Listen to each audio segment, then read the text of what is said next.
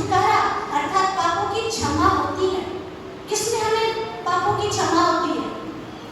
मसीह के उस लहू के द्वारा हमारे पापों की क्षमा होती है, जो परमेश्वर ने बहाया और हमें मोल लिया।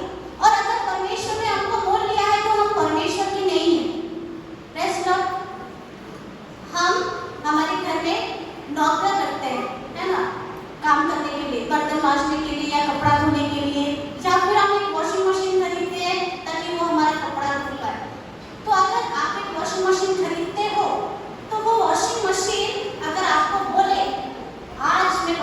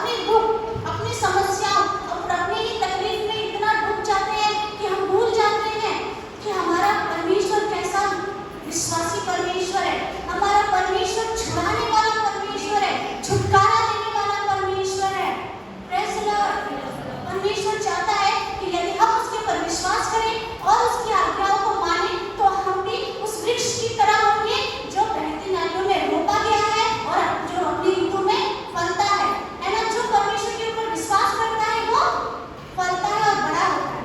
ठीक है, अब यहाँ बात ये है कि बहुत सारे पेड़ हैं जो फलते हैं, बड़े होते हैं, ठीक है ना। पेड़ तो फलता है, बड़ा होता है, उसको चाहिए क्या? पानी और सूरज। ठीक है, इससे फर्क नहीं पड़ता कि वो गंदी नाली में रोपा गया है या अच्छी नाली में रोपा गया है। आप एक पेड़ लगाते हो, आप उसमें गंदा पानी डालो, पेड़ फिर भी बढ़ेगा, उसको पानी चाहिए। वैसे ही परमेश्वर चाहता है कि ये जो दुख है, ये जो संसार में आपको परमेश्वर ने रोक दिया है ना, हम सबको परमेश्वर ने संसार में रोक दिया है। लोग आएंगे, हमारे ऊपर कुछ लोग गंदा पानी भी डालेंगे, हमारे लोग कुछ लोग अच्छा पानी भी डालेंगे, कुछ लोग होंगे जो हमको नेगेटिव बोलेंगे, कुछ लोग होंगे जो हमको पॉजिटिव बोलेंगे, हमको अच्छा बोलेंगे। हम दोनों में पढ़ेंगे। मैटर नहीं करता कि हमारे ऊपर कैसा पानी डाला जा रहा है, मैटर ये करता है कि हम उस गंदे पानी से गंदे नहीं होना चाहिए। जब हम एक रोज का पेड़ लगाते हैं, गुलाब का पेड़ लगाते हैं, उसमें कपड़ा धोया हुआ पानी डालते हैं, तो क्या गुलाब महक देना छोड़ देता है? क्या गुलाब खुशबू देना छोड़ देता है? नहीं। वैसे ही संसार में परमेश्वर ने हमको रोका है, रोक दिया है। बहुत सारे लोग आएंगे, बहुत सारा विषय कहेंगे, कुछ लोग अच्छे होंगे, कुछ लोग बुरे होंगे, कुछ लोग हमको दबाने वाले होंगे, कुछ लोग हमको प्रोत्साहित करने वाले होंगे। लेकिन परमेश्वर चाहता है कि हम हिम्मत ना हारें, क्योंकि उसने हमें मोल लिया है। चलिए हम दूसरा विषय देखते हैं। 2 नंबर पे है मसीह हमारा नींव। ठीक है, मसीह कलीसिया का नींव है या मसीह चर्च का नींव है। नींव का मतलब होता है फाउंडेशन। फाउंडेशन मतलब वो सत्ता जिसके ऊपर कोई भी चीज टिका रह सकता है। जैसे कि बिल्डिंग, जब हम बिल्डिंग बनाते हैं तो हम एक फाउंडेशन, एक नींव देते हैं सीमेंट का, और जिसके ऊपर की पूरा बिल्डिंग खड़ा हो पाता है। पेड़ों का भी एक नींव होता है, उनका नींव होता है वो जड़ जो उनको मिट्टी में पकड़ के रखता है, जिसकी वजह से पेड़ बहुत ऊंचा ऊंचा बढ़ते हैं और आंधी तूफान में खड़े होते हैं। आज हर एक चीज, हर एक वस्तु जो हम यहाँ पे देख रहे हैं ना, सबका एक नींव है। वो मोबाइल जो स्टैंड में लगा हुआ है वो इसमें लगा हुआ है कि उसका नींव है, स्टैंड है ना। हम अगर खड़े हैं तो वो इसलिए क्योंकि हमारे नीचे भी एक फाउंडेशन, एक नींव, एक जमीन है ना। कुछ भी विषय अगर हम देखते हैं तो हम देखते हैं कि हर एक विषय का एक नींव होता है, एक फाउंडेशन होता है। वैसे ही मसीह जो है वो चर्च का नींव है, चर्च का फाउंडेशन है। अगर नींव कमजोर होगा तो उसके ऊपर जो भी खड़ा होगा वो गिर जाएगा। उसी तरह अगर मैंने बोला था ना, चर्च मतलब सोचना खुद को, ठीक है। तो मसीह चर्च का नींव है, मतलब मसीह मेरा नींव है, ठीक है। और अगर मेरा फाउंडेशन, मेरा पैर, मेरे नीचे का जमीन कमजोर है तो मैं गिरूंगी। अगर हमारा नीचे का फाउंडेशन, जमीन कमजोर है, हम दलदल पर खड़े हैं, हम पानी पे खड़े हैं, हम एक ऐसे स्टेबल जगह पर नहीं खड़े हैं, तो हम गिरेंगे। क्यों? क्योंकि हमारा नींव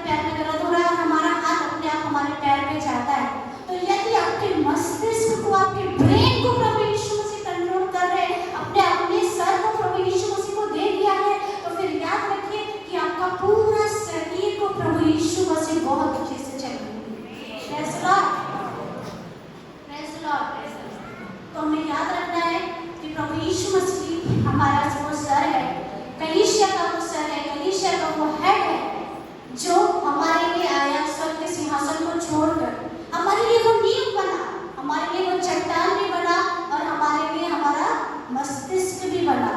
हम जानते हैं हम सबके अंदर ऐसा होता है कि हमारे अंदर बहुत सारा पाप और बुराई आ जाता है, ठीक है ना। अभी बत्ती ने प्रचार की तो नीति वचन 30 का 23:30 लिखा है, वो प्रचार किए और उसमें लिखा था, एक बार देखेंगे, 30 का 33 में लिखा था कि हाँ, क्योंकि जैसे दूध के मथने से मक्खन और नाक के मरोड़े से लहू निकलता है, वैसे ही क्रोध के क्या लिखा है, क्या लिखा है, भड़कने में लिखा है क्रोध के भड़काने से। There will be people, कुछ लोग होंगे जो भड़काएंगे। संसार है इसीलिए ताकि वो हमको भड़काए, शैतान है वो हमको भड़काएगा, लेकिन हमको याद रखना है कि हमारा नींव और हमारा सर प्रभु यीशु मसीह है। प्रभु कहते हैं ना कि जगत में हमारे लिए बुराई ही है, लेकिन हमारा परिवार, हमारा कलीसिया है ना, ये जो हमारा परिवार है, यही हमारा परिवार हमको संभालेगा, यही हमारा परिवार विपत्ति में हमको सांत्वना देगा, यही हमारा परिवार विपत्ति में हमारे लिए प्रार्थना करेगा। तो यदि हम विपत्ति के समय संसार के पास जाएंगे, तो जब हमारा किसी से झगड़ा हो जाएगा और हम संसार के पास जाएंगे तो वो हमको भड़काएगा, ना, वो हमको भरमाएगा। लेकिन हम अपने ऐसे दोस्त के पास जाएंगे हमारे जो मसीह में है, वो हमको अच्छा शिक्षा देंगे, वो हमको बताएंगे, वो हमको गाइड करेंगे, वो हमको परमेश्वर के प्रेम के बारे में बताएंगे और हम बुराई से और पाप से बचे रहेंगे। तो जगत है बुराई के लिए, लेकिन प्रभु यीशु मसीह है अच्छाई के लिए। जगत तो है विनाश ही करेगा, लेकिन प्रभु यीशु मसीह है उद्धार देगा। जगत तो है हर एक बुराई के लिए, लेकिन प्रभु यीशु मसीह है अच्छाई के लिए। फैसला। इसके बाद हम चौथा विषय देखेंगे। चौथा विषय है मसीह चर्च से प्यार करता है, ठीक है। अब हम ये सब जानते हैं कि प्रभु यीशु मसीह चर्च से बहुत प्यार करते हैं, क्योंकि जितना भी हम पाप कर ले, हम बोलते हैं अनुग्रह का समय, अनुग्रह का समय है, तो हम हमारा सारा पाप, हमारा सारा धर्म क्षमा हो जाता है। और सच तो यही है कि हम हर तरह की बुराई से भरे हैं, हमारे अंदर बहुत सारा बुराई है, हम जानते हैं, ठीक है। कोई ऐसा नहीं है जिसके अंदर बुराई नहीं हो, है ना, क्योंकि बाइबल में लिखा है कि हम सब पापी हैं। तो हम सब बुराई करते हैं, हम सब पाप करते हैं, हम सब जानते हैं, लेकिन वचन ये भी बोलता है कि परमेश्वर अपने चर्च से प्रेम करता है, अपनी कलीसिया से प्रेम करता है, ठीक है। वो जानता है, वो पहले बिना परमेश्वर जानता है कि हमारे अंदर बुराई है, स्टिल परमेश्वर हमसे प्यार करता है। परमेश्वर जानता है कि हम अच्छे नहीं है, लेकिन वो प्यार करता है। परमेश्वर जानता है कि हम जलते हैं, लेकिन वो प्यार करता है। परमेश्वर जानता है कि हम कुड़ते हैं, लेकिन वो प्यार करता है। परमेश्वर जानता है कि हम क्रोध करते हैं, लेकिन वो प्यार करता है। हम हमारा जलन, हमारा ईर्ष्या, हमारा बुराई, है ना, वो सब बढ़ाते जाते हैं, और परमेश्वर क्या बढ़ाता है? अपना प्यार, है ना।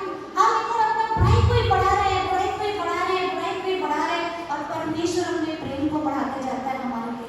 कैसे परमेश्वर हमारे प्रेम को बढ़ाता है? जितना बड़ा हमारा पाप होता है, उतना बड़ा परमेश्वर का क्षमा होता है।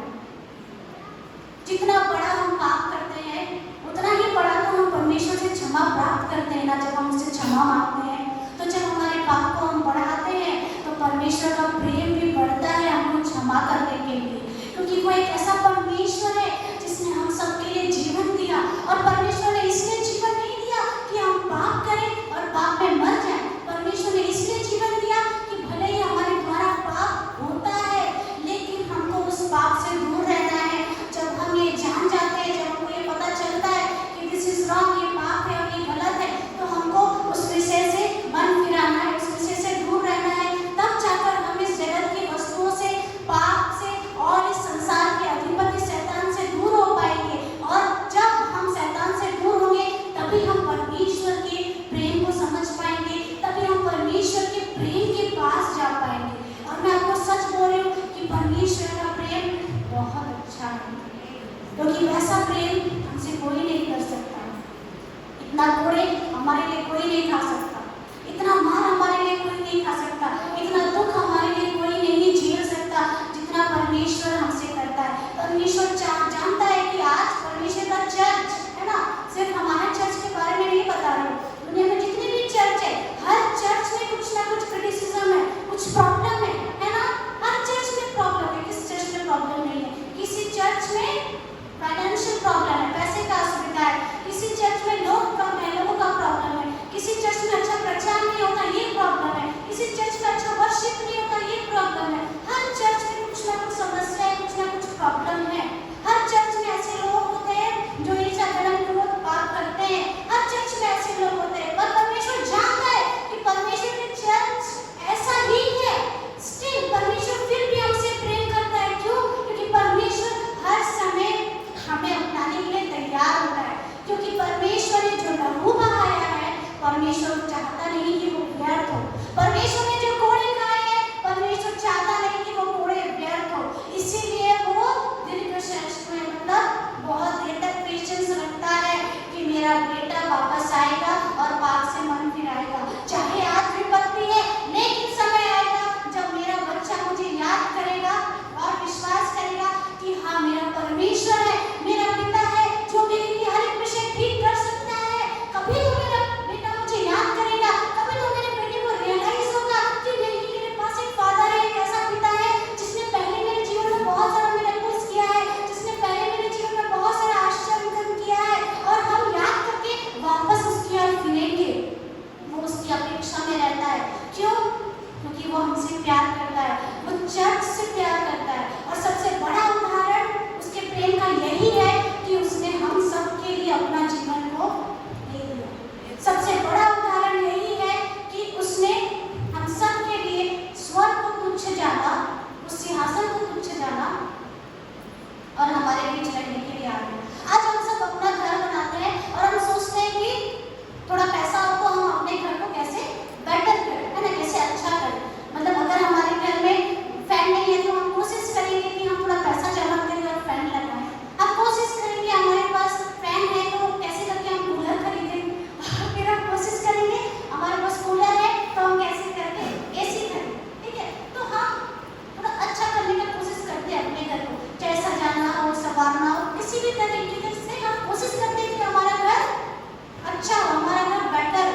ठीक है, लेकिन हम इस संसार के घर के बारे में चिंता करते हैं और हम जिस घर में जाकर रहने वाले हैं, है ना, किसी न किसी घर में तो रहेंगे ना ऊपर जाके, उसके बारे में हमको कुछ नहीं पता कि वहाँ पे दीवार है कि नहीं, वहाँ पे पंखा है कि नहीं, वहाँ पे एसी क्या होगा, मच्छर होगा नहीं होगा, वहाँ पे पानी आएगा नहीं आएगा, पानी आता है तो कितने घंटे आता है, वहाँ पे पलंग होगा तो पता नहीं गड्ढा होगा कि नहीं, खाली इतना पता है कि सोने का रोड होगा, लेकिन सोने के लिए तो बेड चाहिए ना, रोड पे तो नहीं सो सकते, फैन चाहिए, बहुत सारी चीज हमको हमारे को ऊपर वाले घर के बारे में पता नहीं है ना। लेकिन हम जब अपने घर के बारे में इतना चिंता करते हैं, इतना सोचते हैं, अपने इतना सजाते हैं, इतना संवारते हैं, तो हम क्यों नहीं समय निकालते? यहाँ तो सिर्फ 80 साल रहेंगे या 90 साल रहेंगे, और कुछ ज़्यादा लकी होंगे तो चलो 100 साल की यहाँ पे रह जाओगे। उसके बाद क्या होगा? उसके बाद रहना तो अपने परमानेंट घर में है ना। परमानेंट घर कैसा है किसी को पता नहीं। परमानेंट घर में बारिश होता है तो गड्ढा है, जितना यहाँ पे बोई है तो वहाँ पे जाके मिलेगा, यहाँ तो अच्छा बोई होंगे तो वहाँ मीटिंग मिलेगा, यहाँ अच्छा बोई नहीं होंगे तो वहाँ इन्वेस्टर्स का घर मिलेगा, और कुछ नहीं बोई होंगे लेकिन फिर भी परमेश्वर का अनुग्रह से कुछ अच्छा काम किया हो तो झोपड़पट्टी में मिल सकता है, लेकिन वो भी सोने का रोड पे होगा। ये है तो वचन ये है कि याद रखिए परमेश्वर के प्रेम के बारे में, परमेश्वर के अनुग्रह के बारे में। परमेश्वर का प्रेम कम नहीं होता, ना कम होगा, ना ही परमेश्वर का अनुग्रह कम होगा। कम क्या होता है? हमारा प्रेम। कम क्या होता है? हमारा समय। कम क्या होता है? हमारा इंटरेस्ट। जो इंटरेस्ट हम पहले दिखाते हैं बाद में नहीं दिखाते, जो इंटरेस्ट हम समस्या के समय दिखाते हैं समस्या चले जाने के बाद नहीं दिखाते, जो प्रेम हम तब दिखाते हैं जब हम परमेश्वर में पहली बार आए होते हैं, वो परमेश्वर का वो प्रेम खो जाता है। भूल जाते हैं हम कि एक समय था मैं ऐसा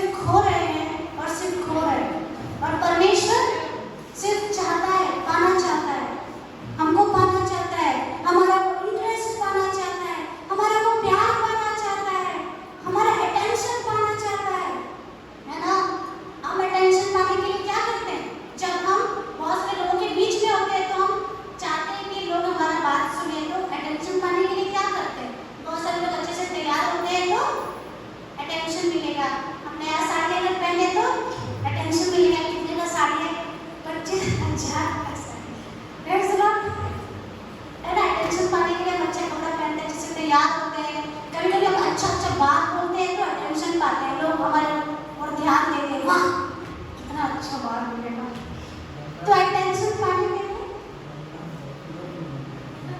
हाँ वैसे लोग तो अटेंशन पाने के लिए हम बहुत कुछ करते हैं। परमेश्वर चाहता है वही अटेंशन पाना, लेकिन हम परमेश्वर को अटेंशन देना नहीं चाहते, क्योंकि हम परमेश्वर को बहुमूल्य नहीं समझते, परमेश्वर को हम प्रीशियस नहीं समझते। परमेश्वर का वो प्रेम जो प्रेम के लिए परमेश्वर ने स्वर्ग छोड़ दिया, वो प्रेम जो प्रेम के लिए परमेश्वर ने उस स्वर्ग को छोड़ दिया जहाँ पे जाने के लिए हम इतना मेहनत कर रहे हैं, जहाँ पे जाने के लिए हम इतना उपवास कर रहे हैं, वो स्वर्ग में जाने के लिए हम इतना प्रार्थना कर रहे हैं, वो स्वर्ग में जाने के लिए हम लोगों का इतना धुतकार सुन रहे हैं, लोगों का इतना बात सुन रहे हैं, लोग इतना कुछ बोलते हैं, है ना, लोग हमको क्या क्या ताना नहीं मारते हैं, वही स्वर्ग में जाने के लिए हम सब कुछ सुन रहे हैं। और परमेश्वर का प्रेम देखो, वो उस स्वर्ग को छोड़कर आ गया, क्योंकि उसको स्वर्ग में नहीं रहना है, उसको अपने चर्च के अंदर रहना है, हमारे अंदर रहना है। वो वहाँ प्रेम नहीं चाहता, वो हमसे प्रेम चाहता है, उसको वो स्वर्गदूत नहीं चाहिए, अरे उसको हम लोग चाहिए, उसको वो सिंहासन नहीं चाहिए, उसको हम लोग चाहिए, वो हमारे साथ रहना चाहता है, उसको वहाँ खुशी नहीं मिलता, उसको हमारे साथ खुशी मिलता है, उसको वहाँ आनंद नहीं आता। जब हम अपने घर को अच्छा करते, अपने आप को अच्छा करते, परमेश्वर जब हमारे साथ रहता है ना, तब उसको आनंद आता है। परमेश्वर के लिए वो इम्पोर्टेंट नहीं है, वो बहुमूल्य नहीं है, स्वर्ग उसके लिए अच्छा नहीं है, प्रभु फिर भी बोलता है हम उसके लिए अच्छे हैं, हम उसके लिए अच्छे हैं। परमेश्वर को स्वर्ग से नहीं, हमसे प्यार है, हमसे प्यार करता है।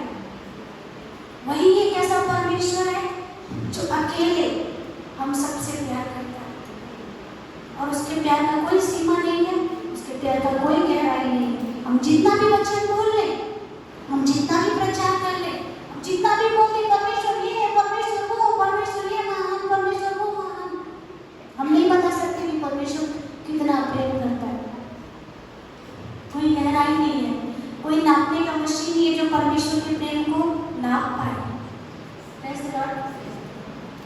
और क्योंकि परमेश्वर अपने चर्च से प्रेम करता है, परमेश्वर अपने कलीसिया से प्रेम करता है, वो लोगों को अपने चर्च में लेकर आता है, वो लोगों को अपने पास लेकर आता है। हमारा पांचवा विषय यही है कि मसीह लोगों को चर्च में जोड़ता है, ठीक है। हर उस व्यक्ति से जिससे परमेश्वर प्रेम करता है, वो उसको चर्च में लेकर आएगा। हर उस व्यक्ति से जिसको परमेश्वर उद्धार देना चाहता है, वो अपने पास लेकर आएगा। हर उस व्यक्ति के लिए जिसके लिए परमेश्वर ने स्वर्ग के सिंहासन को छोड़ा, परमेश्वर उसको अपने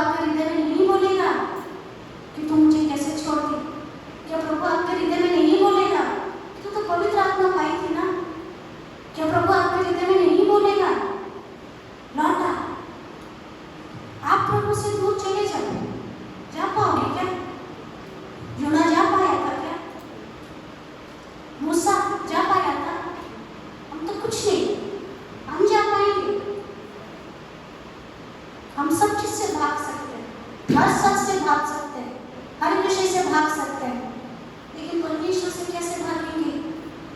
वचन तो बोलता है कि परमेश्वर मेरे दाहिने हाथ में मेरी आड़ है, परमेश्वर मेरे दाहिने है, परमेश्वर मेरे आगे और पीछे से मुझे घेरता है। कैसे भागोगे परमेश्वर से? कैसे भाग पाएंगे हम परमेश्वर के प्रेम से? कैसे भाग पाएंगे हम परमेश्वर के सैक्रिफाइस से, उस बलिदान से जो परमेश्वर ने हमारे लिए दिया है? Praise the Lord. इसलिए परमेश्वर चाहता है कि उसके चुने हुए लोग, जिसको परमेश्वर ने चुना है, जिसको परमेश्वर ने एक दाम देकर मोल लिया है, जिसको परमेश्वर ने इस जगत से अलग ठहराया है, वो उसमें बने रहे।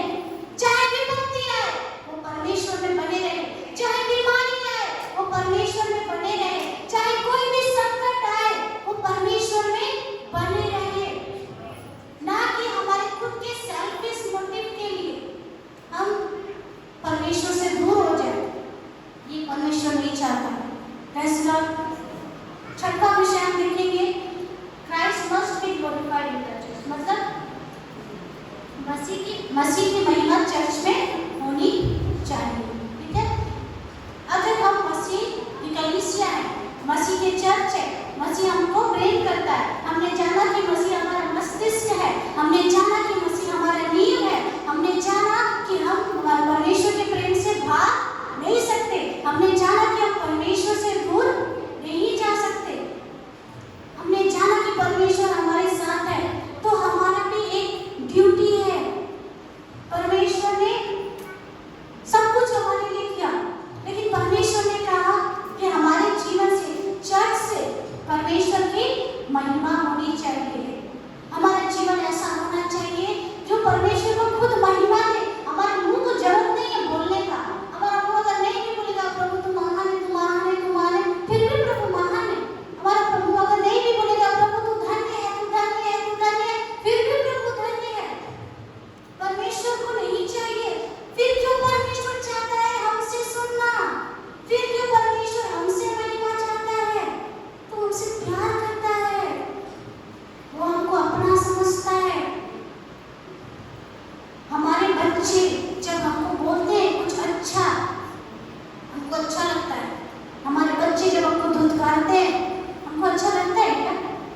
आपके परिवार के लोग जब आपको बुरा बोलेंगे, आपको धुतकारेंगे, आपसे अलग हो जाएंगे, आपके साथ समय नहीं बिताएंगे, कैसे लगेगा हमको? अच्छा नहीं लगेगा ना? परमेश्वर हमारा परिवार बनना चाहता है, परमेश्वर चाहता है हम उसके साथ समय बिताएं, परमेश्वर चाहता है हम उसके लिए अच्छा बोलें, हम परमेश्वर को महिमा दें। और महिमा सिर्फ मुंह से नहीं होना चाहिए, महिमा यहाँ से होना चाहिए, यहाँ से, क्योंकि जबान मुंह का क्या वैल्यू। आज हम बोलते हैं एक चीज और कल दूसरा विषय बोलते हैं, जबान तो पलट जाता है ना? लेकिन हृदय, दिल जिस पे आ जाए तो आ जाए।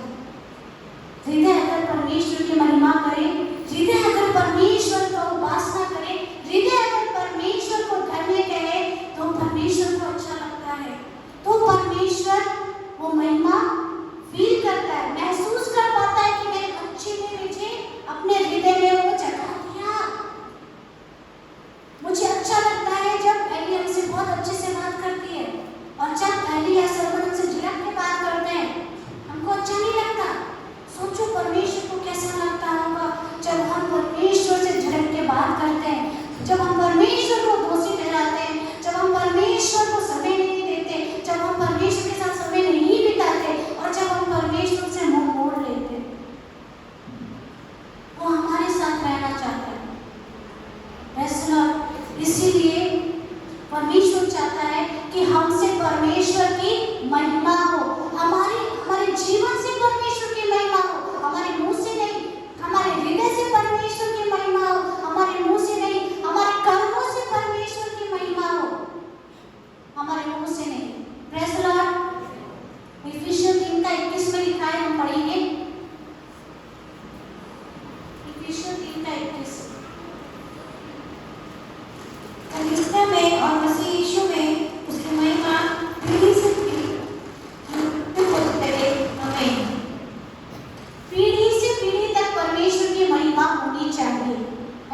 सिर्फ हम परमेश्वर की महिमा करें काफी नहीं है, हमको चाहिए कि हम हमारे बच्चों को भी सिखाएं कि उनको भी परमेश्वर का महिमा करना है। क्योंकि आज अगर हम अपने बच्चों को सिखाएंगे तो कल हमारे बच्चे अपने आने वाली पीढ़ी को सिखाएंगे कि हमको परमेश्वर का महिमा करना है। क्योंकि परमेश्वर महिमा पाने का ही योग्य है और अपनी महिमा के लिए ही परमेश्वर ने हमको बनाया है ना। परमेश्वर की महिमा के लिए तो स्वर्ग में हजारों स्वर्गदूत हैं जो परमेश्वर की जय हो, परमेश्वर की जय हो बोलते रहते हैं। फिर क्यों परमेश्वर को हमारा जरूरत है? क्योंकि परमेश्वर चाहता है कि वो हमसे वो महिमा ग्रहण करे। तो यदि परमेश्वर हमसे चाहता है और हम परमेश्वर के दास है, परमेश्वर के स्लेव है, तो हमको चाहिए कि हम परमेश्वर को वो महिमा दें जिसका परमेश्वर योग्य है। Praise God. उसके बाद 7वां विषय हम देखेंगे मसीह चर्च के लिए वापस आना। ये सबसे अच्छा विषय आप जानते हो। प्रभु चर्च के लिए सब कुछ किया, प्रभु चर्च के लिए अपना जीवन दे दिया, प्रभु चर्च के साथ रहना चाहता है, प्रभु चर्च का मस्तिष्क बनना चाहता है, प्रभु चर्च का नींव बनना चाहता है, प्रभु चर्च से प्रेम करता है, प्रभु चाहता है कि चर्च परमेश्वर की महिमा करे। लेकिन वो सब चीजों से बढ़कर एक विषय है कि परमेश्वर चर्च के लिए हम में से हर एक के लिए वापस आ रहा है। और अगर परमेश्वर हमारे लिए वापस आ रहा है तो परमेश्वर चाहता है कि हम अपने आप को प्रस्तुत करें, प्रिपेयर करें, है ना। क्योंकि यही पृथ्वी पे जो समय है ना, यही हमारे हाथ में है कि हम अपने आप को प्रिपेयर कर सकते हैं। एक बार मान लो आप सब्जी बनाने के बाद आप क्या फिर से प्रिपरेशन कर सकते हो सब्जी बनाने का? अगर वो खराब हो जाए तो आप कोई भी एक सब्जी बनाए, आलू का सब्जी बनाए और आलू का सब्जी खराब हो गया, आप वापस से जाकर उसको सुधार सकते हो। आलू ठीक से कटा नहीं, मैं वापस से जाऊंगी और ये आलू को लेके फिर से अच्छे से काटूंगी, वो आलू पक चुके हैं, आप नहीं कटेगा। तो वैसे ही ये पृथ्वी पर जो समय है ना, बस इतना ही हमारे हाथ में। यही समय को आप चाहो तो खुद को बना लो और आप चाहो तो खुद को बिगाड़ लो, ठीक है। लोग बोलते हैं मरना तो है, सुने हो ना, मरना तो सबको है, लेकिन मैं अलग बोल रही हूँ। मैं बोलना चाहती हूँ कोई नहीं मरेगा, सब जीवित रहेंगे, सब जीवित रहेंगे। कैसे? मरने के बाद और दूसरा मृत्यु नहीं, मरने के बाद जीवित ही रहोगे आप, या तो स्वर्ग में या फिर नरक में। इसलिए चिंता नहीं करो, इसलिए चिंता नहीं करो कि हम मर जाएंगे, चिंता इसलिए करो कि हमको जिंदा रहना है। या तो स्वर्ग में जिंदा रहेंगे या नरक में जिंदा रहेंगे, या तो स्वर्ग में प्रभु के साथ रहेंगे भले ही झोपड़ी में रहें, या तो नरक में आग में जलते रहेंगे। इसलिए ये मत सोचो हाँ वही तो मरी जी मरने के बाद कौन देखा है, मरने के बाद भी सब शुरू होगा। यहाँ तो सिर्फ 80 साल 100 साल, वो तो अनंत कभी खत्म नहीं होगा। ना स्वर्ग कभी खत्म होगा, ना नरक कभी खत्म होगा। ना स्वर्ग में अगर हम पहुंच पाए तो परमेश्वर का उपस्थिति खत्म होगा, और ना अगर हम गलती से नरक पहुंच गए तो वो आग खत्म होगा। तो चिंता ये नहीं करना है कि हम मर जाएंगे, मरने नहीं वाले, जिंदा ही रहेंगे। चिंता ये करना है कि हमारा लोकेशन क्या होगा, जाएंगे कहाँ हम, डेस्टिनेशन क्या होगा हमारा, या तो हेल या फिर हेवन। फैसला परमेश्वर चाहते हैं कि हम सोचें, परमेश्वर चाहते हैं कि खुद को प्रिपेयर करें, खुद को तैयार करें, परमेश्वर के योग्य खुद को बनाएं। क्योंकि परमेश्वर ऑफकोर्स किसी ऐसे को तो लेने नहीं आएगा जो परमेश्वर के योग्य नहीं होगा, है ना। अगर हम आज अपने आप को परमेश्वर के योग्य नहीं बनाते हैं तो परमेश्वर हमको क्यों लेगा? बहुत सारे लोग हैं जो बहुत अच्छा प्रार्थना करते हैं, बहुत सारे लोग हैं जो बहुत उपवास करते हैं, बहुत सारे लोग हैं जो बहुत अच्छा भजन गाते होंगे, परमेश्वर के साथ बहुत अच्छा समय बिताते होंगे, बहुत सारे दास हैं, बहुत सारे लोग हैं। तो परमेश्वर ऐसे क्यों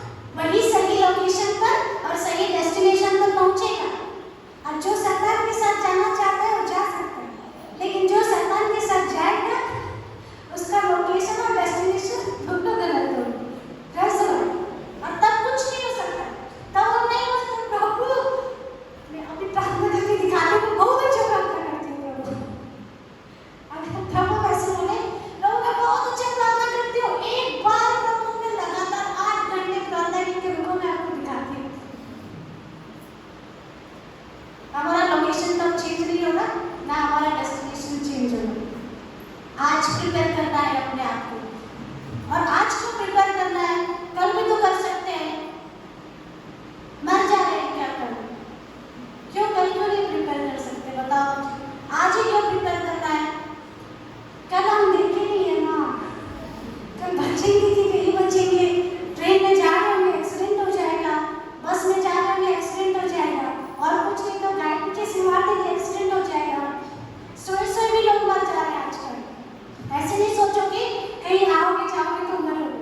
आजकल लोग सोए हैं और सुबह नहीं उठ रहे, लोग ऐसे खड़े हैं, गिर जा रहे हैं और मर जा रहे हैं, कुछ सर्टेन नहीं है। आज का ही दिन है हमारे पास, आज ही है अपने आप को रिवाइव करना है, अपने आप को धोना है और परमेश्वर के प्रेम को अपने अंदर डालना है, और संसार की विपत्ति को, संसार की चिंताओं को, संसार के बुरे चीजों को, संसार की नफरत को, संसार जो कुछ भी दे रहा है सबको भूल जाना है। ठीक है? अभी मुझे बताओ संसार क्या क्या देता है? मैं एक बोलती हूँ, आप लोग कुछ कुछ बोलना। संसार, भक्ति बोली तो मैं बोली, संसार क्रोध देता है, क्रोध। और क्या देता है संसार? बताओ, जोर से बोलो, जोर से बोलो। संसार तो कितना कुछ देता है, हाँ, जोर से। हाँ, संसार घमंड देता है, चलो, क्रोध, घमंड और अपमान, लालच और हिंसा, और क्या देता है संसार? हाँ, शरीर की अभिलाषा, है ना, जीविका का घमंड, पाप देता है संसार। संसार दर्द देता है, संसार कष्ट देता है, संसार दुख देता है, संसार अपमान देता है, संसार दबाता है हमको, संसार धुतकारता है हमको, है ना, संसार हमको बुरा बात बोलता है, संसार हमको टॉन्ट मारता है, संसार हमको क्या बोलते हैं, हमारे पीठ पीछे बात करता है। संसार में समस्त तरह का बुराई है, ठीक है? पर हम क्या करेंगे? चलिए हम देखते हैं हम क्या करें। अब ये तीन चीज है, एक है कैरट, गाजर, एक है एग, अंडा, और एक है कॉफी बीन्स, कॉफी पाउडर, ठीक है? ये तीन चीज है। अब संसार हमको बहुत कुछ देता है, हम अभी जाने, है ना, जाने ना, संसार हमको देता है। अब आपको करना ये है कि आपको ये तीनों से एक चीज चुन लेना है, कोई भी एक चीज को नहीं चुनना। आप चाहो तो आप गाजर बोल सकते हो, चुन सकते हो, आप चाहो तो आप अंडा चुन सकते हो, और आप चाहो तो आप कॉफी चुन सकते हो। अपने मन में रखो, गाड़ी डिलीवर करी है, चुन लिए, समझ में आया? सबको एक चीज चुनना है, आप कॉफी चुनो, या आप गाजर चुनो, या आप अंडा चुनो, ये तीनों में से कोई एक चीज चुन लो।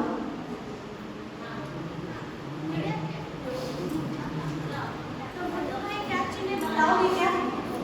गुड्डू भाई ने क्या चुना? क्या गुड्डू भाई बताएंगे?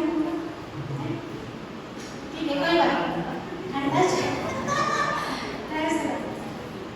ठीक है, कोई बात नहीं, हम कुछ भी चुन सकते हैं ना। ठीक है, तो हम देखते हैं कि यहाँ पे इस पिक्चर में एक गाजर है, एक अंडा है और कॉफी है, ठीक है? अब एक कहानी है, और कहानी ये है कि एक बार ऐसा हुआ कि एक यंग आदमी, एक जवान आदमी, ठीक है, गाजर, कॉफी बीन, मतलब कॉफी को और अंडे को, ठीक है, उबालने लगा, ठीक है, उबाला, ठीक है। क्यों उबाला वो?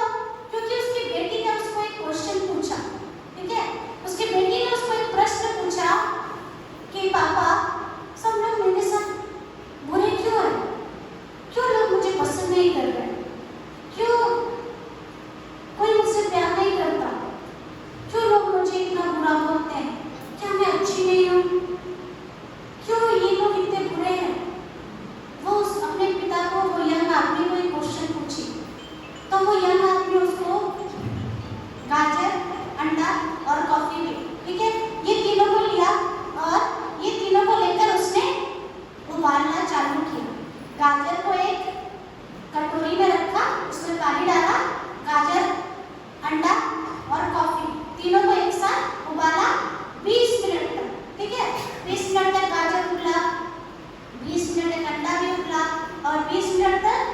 कॉफी भी उबला। ठीक है, एक ही तरह का चीज, एक ही तरह का आंच, एक ही तरह का ताप, एक ही तरह का विषय वो तीनों को मिला, गाजर को भी, अंडे को भी और कॉफी को। जब 20 मिनट हो गया तो उस आदमी ने गैस बंद कर दिया और अपनी बेटी को बुलाया और पूछा, देख के बताओ तो तुमको क्या दिख रहा है? वो देखती है, बोलती है गाजर, अंडा और बीन और कॉफी, यही तो है। तो उसका पिता वो यंग आदमी उसको बोलता है, छू के देखो। वो छूती है तो गाजर, तो जब वो छूती है तो गाजर दब जाता है, क्योंकि उबलने के बाद गाजर नरम हो जाता है। अंडा को जब वो छूती है तो अंडा हार्ड हो जाता है, क्योंकि अंडा उबलने के बाद कड़ा हो जाता है। और कॉफी को वो जब टच करती है तो वो देखती है कि उसमें से कॉफी का खुशबू अच्छा है ना, सुगंध आ रहा है। तब उसको पिता उसको पूछता है, वो यंग आदमी उसको पूछता है कि ये तीनों चीजों को मैंने एक जैसा तापमान पे रखा, एक जैसा चीज इन तीनों को मिला, एक जैसा गर्माहट इन तीनों को मिला और तीनों बदल गए, चेंज हो गए। एक जो कि कैरट, जो कि एकदम स्ट्रॉन्ग था, एकदम कड़ा था, जब उसके ऊपर गरम पड़ा, जब उसको दर्द हुआ, जब वो उबला तो वो पूरा नरम हो गया। दूसरा अंडा, जब उसको भी वही दर्द पड़ा, जब उसको भी वही पेन पड़ा, जब उसको भी वही गर्माहट पड़ा तो वो अंडा कड़ा हो गया।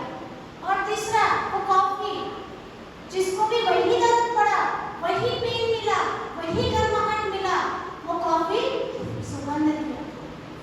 अब वो आदमी पूछता है अपनी बेटी को, अब तुम बताओ मुझे कि जब तुम्हारे लाइफ में प्रॉब्लम्स आता है, तुमको पेन मिलता है, जब तुमको दर्द मिलता है, जब तुमको ताड़ना मिलता है, तो तुम जो पहले तो दिखाते हो I am very strong Lord, मैं प्रभु में बहुत स्ट्रॉन्ग हूँ, क्या तुम भी उस गाजर की तरह सॉफ्ट हो जाते हो, नरम हो जाते हो और कुछ नहीं हो सकता मेरा, सब खत्म, सब बर्बाद?